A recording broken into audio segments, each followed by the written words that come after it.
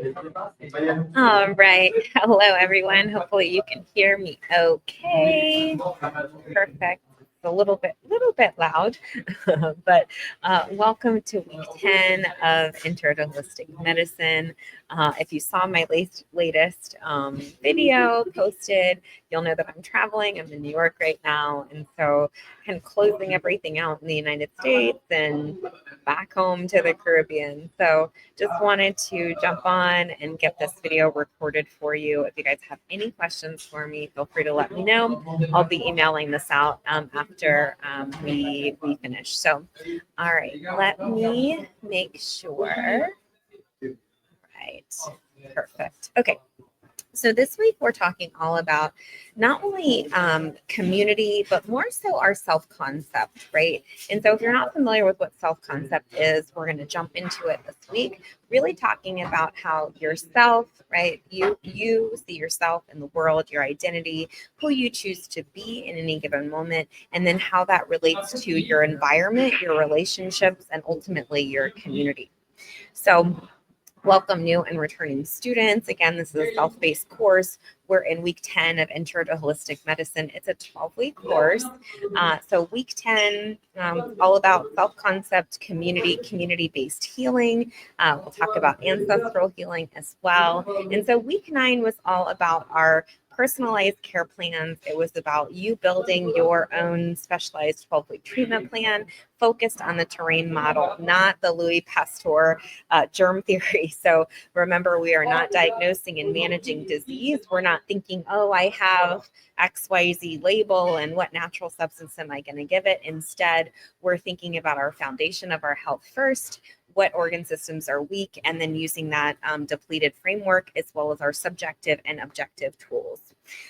So you cannot heal in isolation what was wounded in relationship. And so health is very much relational. So even as babies, when we're first born, if we're not touched, if we're not held, we can actually, pass away. So Harvard actually showed that a lack of social connection is equally as important as, let's say, obesity, smoking, hypertension, as it relates to your health, which I found was absolutely fascinating. And I think Maslow talked about that too, in terms of your higher needs and what you need. So scientifically, belonging supports your immune system, it supports your inflammatory process, your mood, and naturally your longevity. And chronic isolation can create nervous system dysregulation issues, fear, fight, flight, freeze, fawn, all different sorts of neurological and neurobiological traumas. And so we want to really work on co-regulation, which is when we regulate with other people. So if we're dysregulated individually,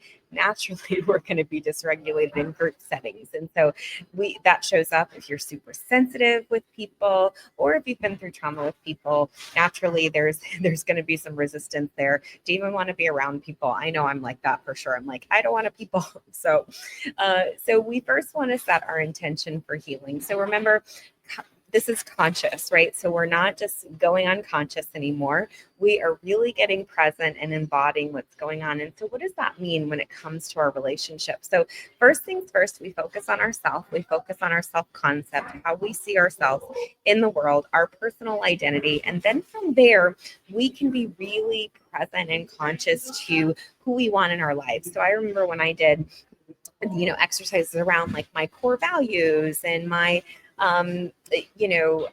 mission statement for myself and my vision statement for myself and my core values of my business.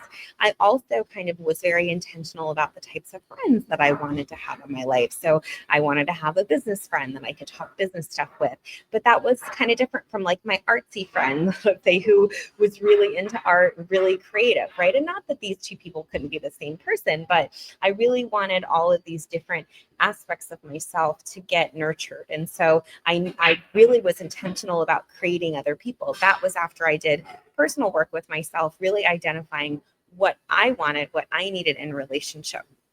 And so then, working with people, right? It's not like a magic wand, boom, all these people show up.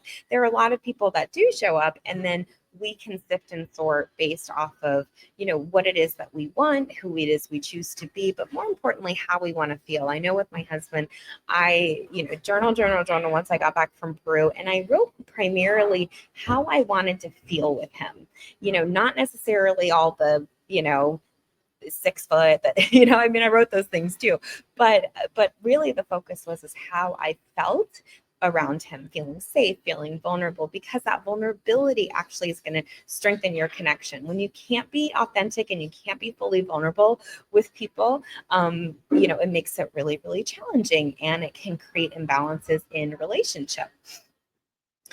So speaking of imbalances in relationship, really as our child, remember we talked about the subconscious mind and the subconscious mind's development between 0 and 8 years old. So during that subconscious mind development, you are experiencing things based off those experiences. You have perceptions, beliefs, core beliefs that then that largely shapes your decision making, even moving forward, right? And so what happens if those early experiences are not necessarily good, right? So you have difficult experiences such as abandonment, right? Abandonment is going to create fear of rejection, fear of sense of belonging, difficulty trusting, because it's unpredictable. You never know what's going to happen with that person. Also betrayal, right? So that can lead to a hypervigilant state, and definitely difficulty with being vulnerable, because if I've allowed myself to be vulnerable and you've betrayed me, why am I going to continue to do that again, right? It's a safety mechanism. And invincibility. So this is one that I struggled with a lot, was not being seen and not being heard. And this is often seen if you have, parents that are mainly focused on themselves, or, like my parents unfortunately struggled with addiction. They've been sober for a long, long time, but it's still a disease of the mind. And so narcissism, is kind of a thing. So self-importance is kind of a thing. Love them dearly, right? But what happens is that you become invincible. You're not able to be seen. And largely, this was intergenerational. So, if my mother wasn't seen, then obviously she's not going to know how to see people or hear people. And then it just kind of passes down, generation until somebody like myself decides, okay, we're going to break these cycles. So that can really result in people-pleasing behaviors, because you're always trying to be seen, heard, etc., and you're always looking for validation, self-acceptance, self-acknowledgement, especially in group settings. If you were kind of, I like to say, brought down instead of brought up, if you were harshly criticized or judged, then that's going to foster perfectionism. You're always going to be looking for yourself of, I'm wrong, I'm bad, I need to be punished, what do I need to do? And so these particular childhood wounds, now, you grow up, right? Maybe you deal with them, maybe you don't, maybe you acknowledge them, maybe you don't. But those wounds, unfortunately, are doing the picking in your relationship. So even if you don't necessarily consciously choose, to not work on them, if you don't address these childhood wounds, then they will show up in your choices of relationships, and not just intimate relationships. It can be job choices, it can be, family, friends, it can be, any sort of relationship that you bring into your life. Even holding on to unhealthy relationships with your family, that can also be driven based off of these childhood wounds, as that inner child is seeking so desperately for someone to, see them, hear them, be there for them, etc. And so as we begin to kind of unpack, right, these inner child wounds, we look at inner child mirroring. So we look at those early experiences and how they have shaped our beliefs about our self-worth, about our self-esteem, but more importantly, about our safety in relationship. And then from that perspective, right, so that's the self-awareness part, then we begin to see how community or relation affects us. So then we begin to have the fun part of seeing our triggers. So our triggers are our teachers. And so those external triggers typically will activate these unhealed parts of ourselves. Our primitive mind, which is our nervous system and our emotional body, gets activated, revealing what we need attention for. Now, if I'm not self-aware, or if I'm not emotionally educated, what I would then do is react, blame, shame, etc., rather than sitting with myself and my own wounding. So as a for instance, early on in my relationship with my husband, like he would say or do something not intending, right? But he would trigger things. And then I would have a choice. Am I going to react to him? Am I going to blame him? Am I going to be upset with him? Or am I going to sit with my inner child and give and feel whatever she's feeling and give her what she needs? And that's that recognition. So we first have to see a pattern to allow us to be able to understand how to respond to it. This can take time because again, that primitive mind gets activated. And if you're familiar with that primitive mind, what we talked about, it's fight, flight, freeze, or fawn. So you have to get through all those nervous system reactions to recognize those patterns, to be able to be the observer and get out of that victim consciousness.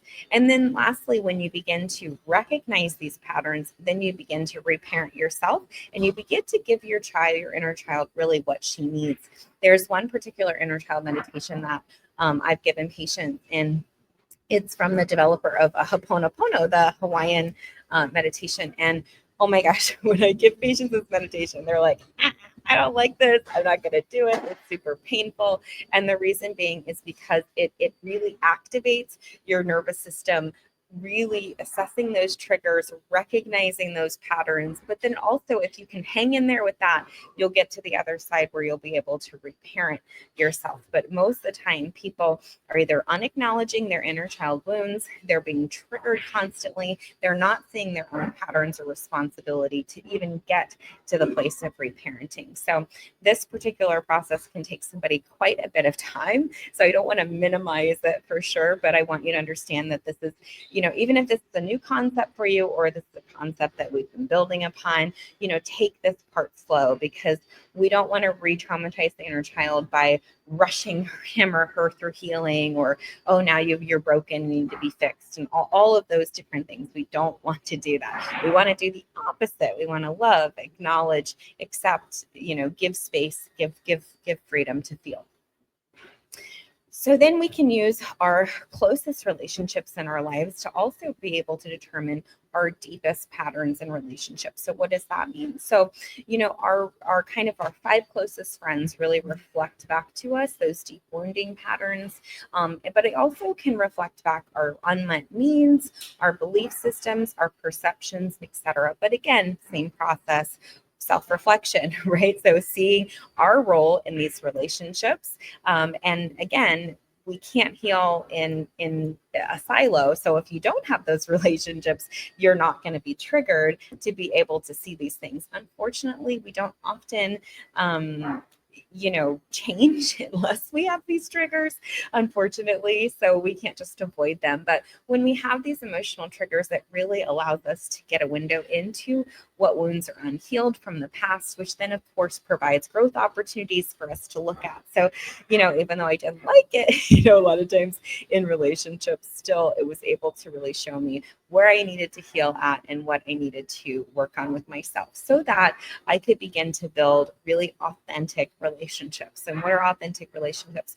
Where I can really be myself, where I can be vulnerable, where I'm not having to censor myself, I'm not having to keep myself small. I think sometimes people can get overwhelmed by me because of my education or my communication or my language or whatever. And so oftentimes, I would shrink myself to make myself, fit into spaces that really I didn't belong to. And unfortunately, whenever I did that, shrinking myself into these spaces, it would always yield a negative result, right? And what's that negative result? Something, I would be disrespected, or, not honored, or not treated well, or whatever, because I was in a lot of ways slumming it, really. And what I mean by slumming it is working with people or being in relationship with people who were really not worthy of me, who couldn't see me, who couldn't, hear me, who couldn't accept me, etc., because of those deep, unvalidated childhood wounds that I was continuing to live again and again and again, until I decide, no, we're not doing that. So, really, relationships can be used as this tool to help us in our healing process. So again, we can see how trauma impacts our ability to connect. So we'll get into different aspects of trauma. But what that does is trauma, that incongruence of the mind and your emotions, which create an unhealthy emotional safety. So now your mind doesn't know what your emotions, doesn't know what your body. So your mind's over here, your emotions over here, your body's over here. And so then you get into those survival strategies really to try to make sense of what is going on. And so that's where that nervous system healing has to happen, because a lot of this is really ingrained and embedded. So if you've even tried to kind of address this aspect and you've had difficulty, right, don't worry, don't stress, because this is very much a part of the healing process. You don't go from like 0 to 60. What happens first is you have to recognize those patterns, which means that a lot of times I would see myself doing these things, but not necessarily be able to intervene for a while, not necessarily be able to kind of step in and make those changes. And so again, be easy, be patient with yourself, because this truly is so much more than a webinar. One of the things I wanted to bring to your attention, if you're not familiar with Dr. Nadine Burke, she did a study with Kaiser quite some years ago. She was a pediatrician. She also does a great TED Talk. I encourage you to look at her work. And so she did a study about adverse childhood experiences and looking at the connection between adverse childhood experiences and chronic disease. So what's adverse childhood experiences? If, you had a parent with mental health, or you had a parent that was incarcerated, or you grew up in violence or poverty, or any of those things, those determining factors can be adverse to your childhood development. And so there was a link between the higher the score, the greater the difficulty, let's say, with chronic disease, with relationships, divorce, incarcerations, etc. And so, we see this correlation of, developmental trauma and how that lingers and impacts. And so if you've had developmental trauma in your childhood, resolving these things and healing these things is going to be a part of your transformation, especially as you, continue on in your journey, whatever it is you're trying to achieve, whether it is financial, relational, doesn't really matter, what it is, your health, etc. If you do not address the past will address you in a lot of ways. And so one of the things I wanted to bring to the forefront is this ACE score. You can Google online how to do it. It's a little quick survey. It's probably only like less than 10 minutes. It'll kick out a number for you. And then that number hopefully will allow you to be validated, not necessarily to give you one more thing wrong with you, but rather give you an opportunity to see for yourself, there is this connection between, my lousy relationships and what occurred, or my health and what occurred, etc. It's just all information. So I wanted to address some different types of intergenerational trauma, because we've talked a lot about different types of traumas in previous modules, but in this one, really wanted to talk about more intergenerational trauma, meaning trauma that's passed down from generation to generation. So physical abuse, typically patterns of violence that pass through generations, affecting nervous system development and stress responses. So if you've had, physical violence, against you, towards you, or even around it, especially if your body's been struck, one thing that I learned about was that our meridian systems go through it. What's our meridian system? That's our bioenergetic system. That's all those energetic fields that are running through our system. And so those get kind of hit. And so that can dysregulate not only our nervous system, but also our stress response. So, it can make you really jumpy. It can make you hypervigilant, scared, and definitely not wanting to be in relationship with other people. Sexual abuse is also another trauma that's a violation of boundaries, which creates deep wounds in personal and relational safety. So typically people will either act out for a while because they kind of unconsciously, this is, this is the only what's, what people want from me, etc. They almost embody their abuser, or they continue that cycle of abuse continually, or they internalize it into deep shame. So there's definitely some combinations that happen with SA. So which is distinct from incest. So that those family boundary violations disrupt attachment styles and create complex trauma patterns, because now it's not only, this violation, but now this violation from a safe person, or a quote unquote supposedly safe person. So now there's deeper levels of betrayal there. Verbal abuse can affect your self-concept and your communication styles, because of the harsh language patterns. A lot of times with verbal abuse, that those communications now become your inner story, and if those become your inner story, then naturally that's how you're operating out of in your self-concept and in your communication. The last one I want to bring awareness to is emotional abuse, where manipulation and control can impact emotional regulation and relational formation. So again, feeling overwhelmed by people pleasing, or having to self-abandon or shrink yourself to make other people feel comfortable, that can all impact your authenticity when you're getting into a relationship. I always kind of look at that classic, like, if you have a really unpredictable parent, like an alcoholic or somebody like that, who at any given moment kind of explodes, what happens is the child learns how to kind of tiptoe around that particular parent, which unfortunately they grow up into that and keep that cycle going. So definitely something to keep in mind. So breaking the cycle of these toxic relationships, it's a lot of work, right? I'm not even gonna make it seem like it's like, oh, it's fine. No, this one's heavy, because unfortunately you've got to keep making all of the same mistakes again and again and again to recognize those patterns, to identify how these early relationships shape our current connections. So you have to have those bad relationships in the present to be able to get to the triggers, to recognize the patterns, to heal those patterns. So please have a lot of compassion, right? So even if you were a victim before, you can, be victorious in your own story, and you can create new patterns, but it is going to require you to rewire your self-concept, to rewire how you see yourself and what you will tolerate in various relationships. Okay, sorry about that. I had a call. So, as you begin to recognize your patterns, right, you begin to identify how these early relationships have shaped your adult connections, and you see how your current relationships are impacting you. It's important to practice not only self-compassion, but reevaluating your boundaries. And so when I work with kiddos and teaching them about, their relationships and how to organize their relationships, I always kind of use like circles, right? Where everybody starts off kind of at the roundest part, the farthest away. And then based off of people's actions, their words and their actions have to be congruent for trust to occur, right? So if they're saying one thing and doing another, they're only going to stay on the outside of the circle. And so the goal, well, it's not really a goal per se, but what we want to do is we want to really learn who kind of goes on these outer circle rings, who goes on, kind of the more acquaintance circle rings, who goes as the friends, and who are our closest, allies and our closest supports. And so we develop that over time, but we also develop boundaries based off of, again, our nervous system, how we respond to things, our thoughts, our feelings, all different. So we have lots of classes on boundaries and relationships and healing from those. And that's I think whole collectives on that. All right. So,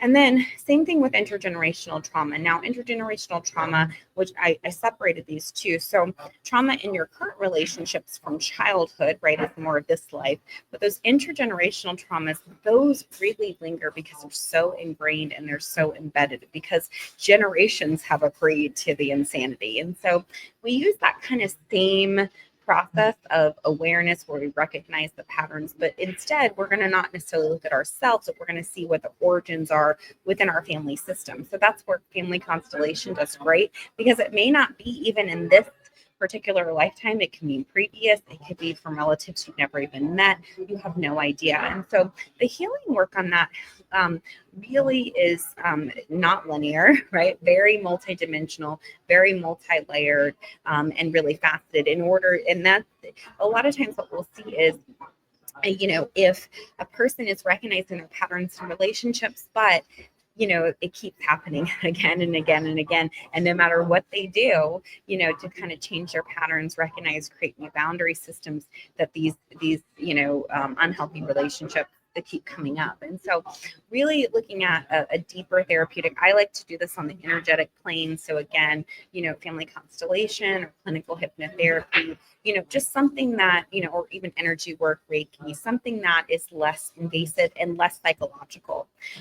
Because a lot of these patterns come in spiritually, and so because they're coming in on the soul level, and so that's how we have to address it. In a lot of ways, it makes it easier. We try to get out of the psychology, because if you get too much into it, everybody's a narcissist these days, everybody's a gaslighter these days. And so when we overuse those psych terms, a lot of times it diminishes its meaning. And also predators or abusers, because those words are often used, it's easier for them to dismiss. So especially in intergenerational trauma. And so as you begin to establish new patterns of behavior, new boundaries, new communication patterns, you then begin to integrate into your new relationships. The people you choose and the people you choose to be around, totally different than, what you were doing probably most of your life. I know it was for me. Okay, so all of that was more relational. Now let's go back into self. And so what does that look like with self? And so identifying, who you choose to be in any given moment. And so what does that mean, right? So every morning in Morning Flow, we do a journaling exercise, who we be, right? Or who we are, who we decide to be. And so a lot of times I'll choose being productive or being focused or being, prosperous, etc. And so then, as we choose these things, then we can embody it. So we're not just thinking, but we're actually feeling.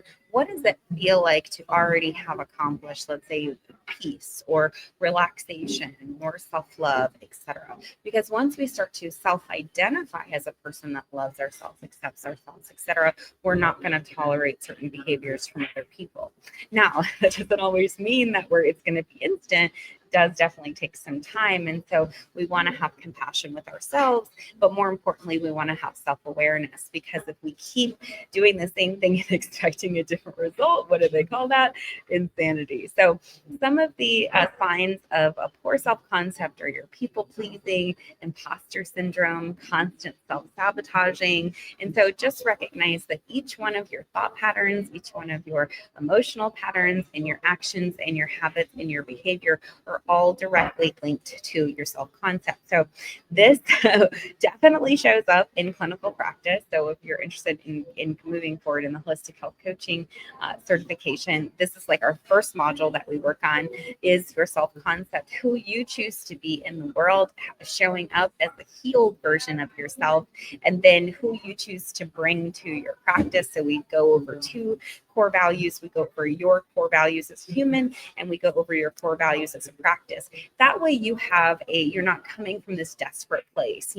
So often, early on, I was just picking up stray people and wanting to heal the world, because I had such a challenging experience. And so I had this great hole, this great need for other people to never feel the way that I felt. But unfortunately, I would pick up a lot of strays and people that didn't want to heal, or people that would resist healing or fight healing or do all kinds of things. And so, having these metrics in the beginning can really be fruitful, because then you can just really determine black and white. When I really got clear about this part, it made it really easy. When some of my patients were resistant, I go, okay, are they willing to be vulnerable? Are they willing to be coachable, right? Because those are my core values, some of my core values for my practice. If they're not willing to be vulnerable, if they're not willing to be coachable, and they're not willing to communicate, then I can't help them. And so it took the pressure off of me, right? Took that survivor's guilt away, where I'm like, oh, now I have to self-abandon and go above and beyond to try to rescue people, because really it wasn't about me rescuing people as much as it was about me embodying a healed person and then attracting those people that want to heal as well. And so that gets us into boundaries. I know we've talked a little bit about boundaries, but, definitely establishing these boundaries. There's all different types of boundaries. I think I have a whole class on boundaries. I can't remember, but, we have physical boundaries in terms of like, I don't want a whole lot of people in my space and touching on me. I don't want people touching my hair, those sorts of things. Emotional boundaries. I don't like people to call me names. Like that's just a thing. I'm very sensitive about words, right? So if people are going to be in my inner circle, they can't they can't call me names and use their language abusively. It just won't work. And then energetic boundaries. It's like sometimes I don't have the bandwidth to want to talk or be or do or whatever. Or like if we're friends, I don't want to be your doctor and your friend. Like I can be your doctor and your friend, of course, but we can't be friends and also, you know what I'm saying? Like I know that sounds confusing, but I don't want to go to lunch and now all of a sudden I'm listening to a patient concern. So, there are energetic boundaries that you have to set with yourself and your bandwidth. Even if, you have a big heart and you want to do things, it's really important that you set the boundaries. Like the saying is, givers have to set boundaries because takers never will. And then you want to look for, any areas where your boundaries are weak, such as people pleasing, resentment, chronic fatigue from overdoing. So if you're constantly busy, rescuing, and not taking that time out for self. So that's why in morning flow, that's the first thing we do is look at self, look at health, look at what you need to do for yourself first and foremost, and then what you need to do for your family work. And then having clear communication and honoring your needs is a big one, because as you begin to become more defined and you say, your yeses are your yeses and your no's are your no's, people who have benefited from you having a lack of boundaries are not going to like this. In fact, they're going to react. They're going to maybe try to manipulate you, name call you, etc. And so you really have to be strong within yourself and know, no, this is not okay with me anymore. And remember, you can change your mind at any time. Like there's this kind of idea where it's like plug and play. Like if I make a decision today, that means like, it's written on the chalkboards in the sky and it's just the gospel. But no, like I can say yes today and no tomorrow and yes the next day. It depends on how I feel. And so people that are not fluid with that, or people that, are controlling, are not necessarily going to do well with someone like me who has more, of those energetic, kind of ups and downs. And so also to really celebrate yourself when you do stabilize your boundaries and you set those boundaries and those positive intentions, not only for yourself, but other people, because it does take a little bit of something. Okay, so now we'll move into attachment theory. Again, going back to childhood, how you bond with your, friends, family, early on is going to determine how you attach with other people and how you shape your connections. And so in a perfect world, everyone has a secure attachment where there's trust, healthy boundaries, emotional intimacy, and there's just this sense of, safety, stability, comfort, etc. Most people don't have that, unfortunately. A lot of people have, disorganized attachment where there's, confusion between, being connected and avoiding pain. And so if they're disorganized, one minute they may be more secure, the next minute they may be more anxious, or they may be more avoidant depending on what's going on. And so they can be really very disorganized, right? Avoidants tend to focus on their independence versus their closeness and vulnerability. And so if that's your partner, right, that can be challenging if they more are avoidant, because as you get close to them intimately, they'll run away, right? And so, my husband is an avoidant. And so, early on, that was definitely a challenge because where'd you go? What's going on? Right. And it was mostly because of fear, fears of, me leaving or whatever, or it being too good to be true and all the things. And so, over time, you can, with compassion, with understanding, you can work through pretty much any of these attachment styles.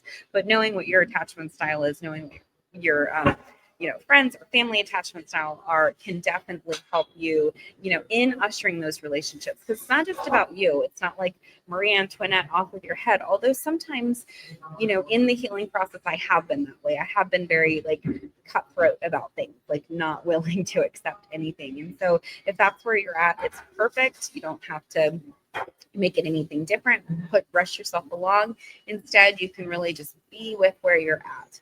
Lastly, we'll talk about an anxious attachment. So that's typically where somebody fears abandonment, and so they're going to constantly seek reassurance. They want validation.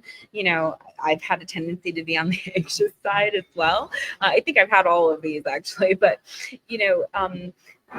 it can be challenging when you are in a relationship with somebody, and also too, like, a secure and anxious will attach, or a secure and avoidant will attach, or an avoidant and anxious will attach, or a disorganized and anxious will attach. And so there's not even just how you respond to these things, but also the relationship dynamics in terms of how you respond to the other person and vice versa. And so, again, self-awareness, and emotional intelligence is key as you begin to navigate how you're coupling with people around you.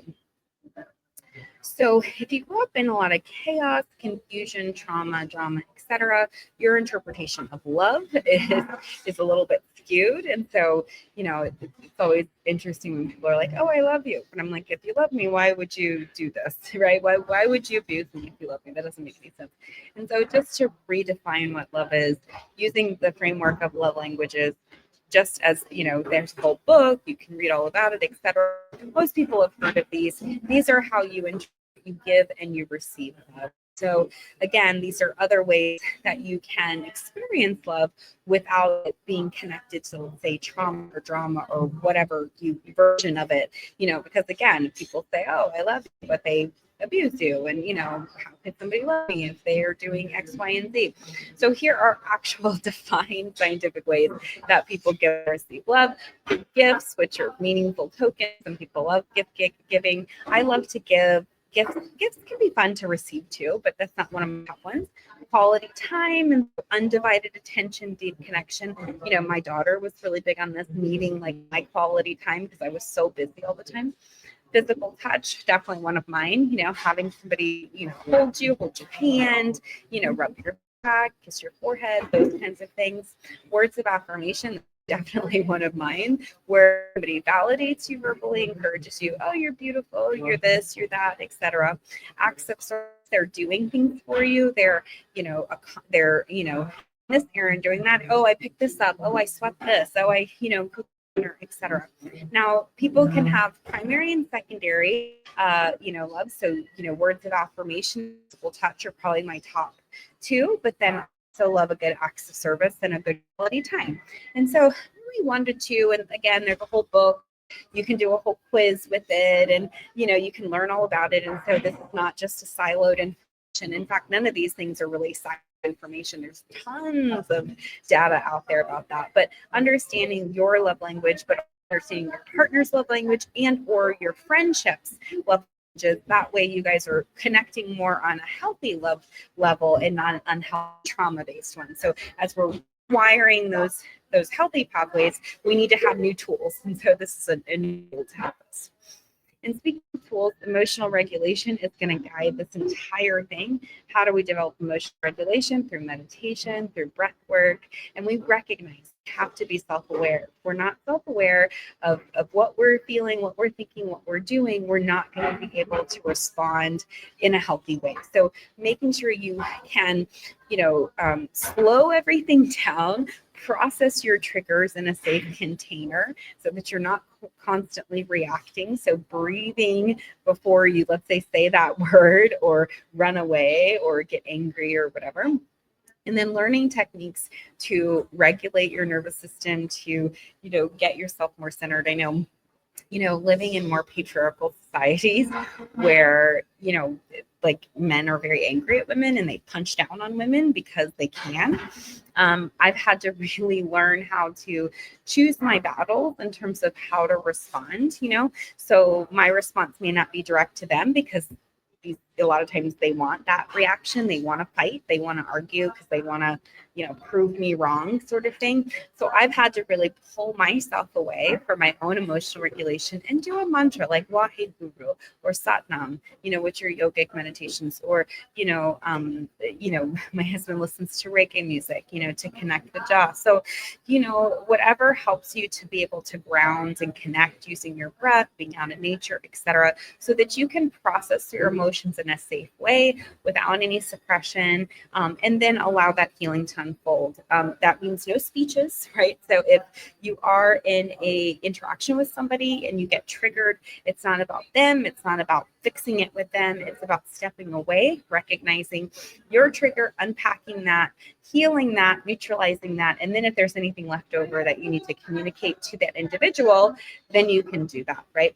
And so then you begin to rebuild safety and authentic connections, not only with yourself, but also with the world around you. So definitely a lot of work to do. This is the foundation for healing relationships with your self-concept. So if you don't believe yourself to be worthy of love, goodwill, etc., then naturally you're not going to want to create that in your life. So then we get into that primitive aspect. So remember, when we've been through trauma, our physical body, our nervous system, the body keeps the score, right? Like that book. Or Why Zebras Don't Get Ulcers. That's another great book that we read in applied psychophysiology. And so we know that, the heart rate will increase. We know that we'll sweat more. We know that our muscles will contract.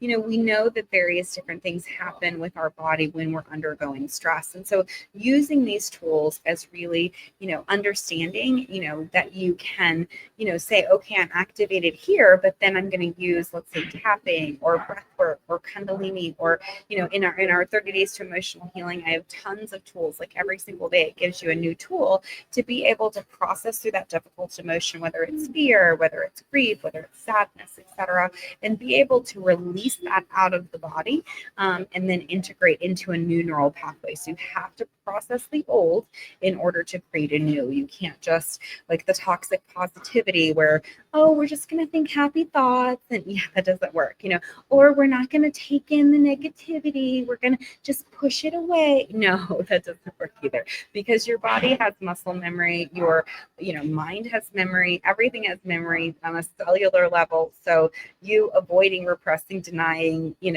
with love and light and glitter is not gonna make it any better, because these memories are stored in your body.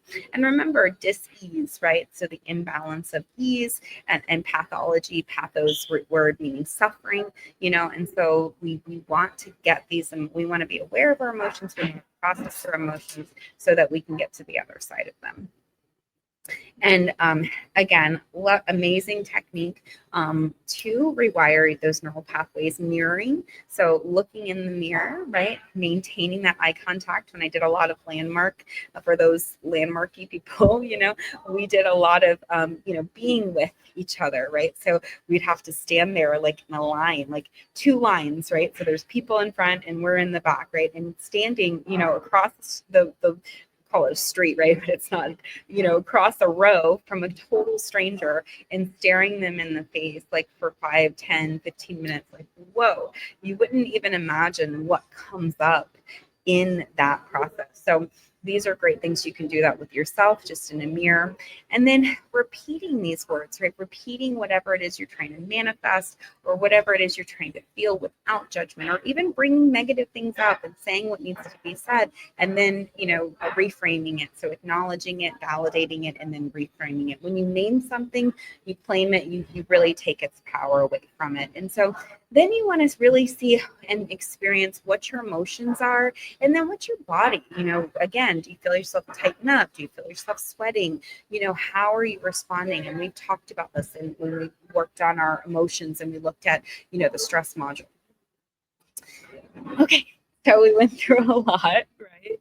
And so all of that really talks about, yourself, positioning how you see yourself, how you feel about yourself, how your experience of yourself is, right? So we have to clean that up from the past. So there's all kinds of traumas, dramas, intergenerational, all those things, right? But there's a lot of decisions and belief systems that you've made, false beliefs that don't really work. Again, we're in a state of survival. And so you may make a decision, when you were 5 years old, that helped you until you were 7 or 8, but now it's hindering you in your 30s or 40s. And so we really want to delve into that because we don't want to go work with people with all this trauma, right? Physician heal thyself. I did want to go over the coaching program because people are asking about it. And so it is a professional certification. It's a year long, but the way I've structured this whole thing is that you really need to start with self. So intro to holistic medicine, number one, is a prerequisite. It's all about nutrition, getting your nutrition in order, but really building that framework and that foundation of what a holistic lifestyle is. And then intro to holistic medicine 2 is all about detoxification, letting go. So we'll have another 12-week journey on that after a break. And so there's a lot of community support. You can choose to start your holistic health coaching program at any time that you're ready for that workload. It is going to include its own modules. So there's 12 modules with it, but you will have to do intro to 1, intro 2 as prerequisites because those are your basic sciences. And then there's collectives that we'll talk about as well. There is community support. So in our holistic health coaching certification, you'll be in there. And then naturally there's mentorship and experience your own healing process. You really have to bring yourself to the party, and so you can't just dial this in. It's not like a normal class where, you can show up, not show up. This is really, lots to unpack, lots to process, lots to work through. So keep that in mind. And the role of community. So we've built these amazing communities, right? So holistic lifestyle community is all about your personal healing. So family health, self-care, etc. And so you'll see different content in different communities. Right now, everybody's kind of getting the same content because we're in intro 1 to 2. But then eventually what will happen is we'll start kind of adding other content that specifically relates. So holistic lifestyle community is going to have more conversations around, recipes and diet and herbs and, what to take for this and those kinds of conversations. Whereas like holistic health coaching cohort is going to be more of how do I build a business, or how do I, scale, or how do I work with these patients, or, I'm struck with this. So those conversations are going to be different than our pure Black Afro-Indigenous community, where it's like, how do I deal with microaggressions? How do I deal with intergenerational trauma? I can't cope. What do I need to do today to get myself moving forward? So each one of these communities I really curated from my experience and my passions of working with people. And as you work through, let's say you decide to do the holistic health coaching cohort, you're going to decide what patient group that you're going to begin to work on. So you'll come out of that with your niche, because my goal is for you to make your money back after 6 months, of the course. It's a year long, but after 6 months, you should be, starting to generate from there. All right. And then this month we launched our 4-week collectives. So Intro to Holistic Medicine 1 is a 12-week course. Intro to Holistic Medicine 2 is also a 12-week course. So these are much longer courses. So longer commitment, longer time frame, lots more work, lots more to unpack. But our 4-week containers are really easy. They're very focused, like 30 days to, emotional healing, or jumpstart to healthy eating, or, logic and decision making. It's very specific, very focused, weekly pre-recorded sessions. So, we have different bundles. So each individual collective is a 4-week class, and then it's bundled under, all different things. So we have for instance, we have health and wellness. So foundational, which is more of your health and wellness. So more of your basic health needs, like your water, your food, etc., your sleep.